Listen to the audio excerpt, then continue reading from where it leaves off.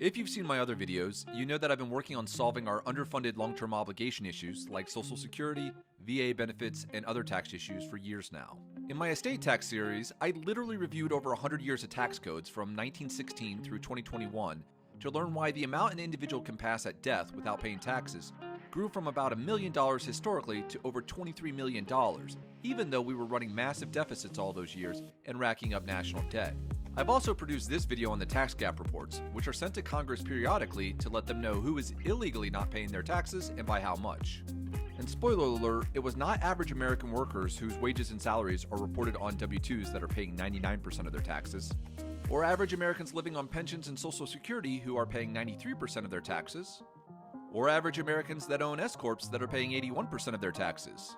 The real tax evaders are the Americans that are earning income that is subject to little or no IRS reporting that are evading 63% of their taxes and only paying 37% of what they own, which is a real slap in the face to these three groups. If we were to line up every American tax filer in a row, the top 20% of earners accounted for 77% of the tax fraud in 2019. But I even went a little deeper than that in part 2 of the Tax Gap series and found that the top 10% of income earners account for 64.2% of all tax fraud. And if we were to account for the interest on the debt that the government had to take out to cover those taxes because they weren't paid over the last 20 years, which I did, tax fraud accounts for over $10 trillion, or approximately 1/3 of our national debt subject to the debt limit. And the top 1% of American income earners cause more than $2.9 trillion in national debt alone, more than the bottom 80% combined. So these 1.5 million Americans cause more national debt from tax fraud than these 126 million American tax filers. So when I saw the first bill the House passed under the 118th Congress, which reads, "This act may be cited as the Family and Small Business Taxpayer Protection Act. Rescissions of certain balances made available to the Internal Revenue Service. The unobligated balances of amounts appropriated or otherwise made available for activities of the Internal Revenue Service."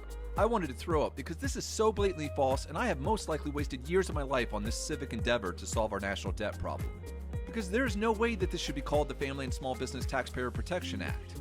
The IRS and the Treasury already said that audits would not target anyone making $400,000 a year, which appears to be true in year one between 2021 and 2022.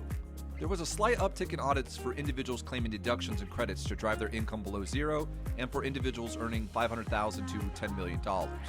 But the real change was the 6.7% increase from 2% to 8.7% for tax filers that claimed over $10 million in income. So the House passed a bill to hinder the IRS from auditing our biggest tax evaders, and confirms the conclusion that I came to while working on a unified federal tax system. You and I don't matter in DC.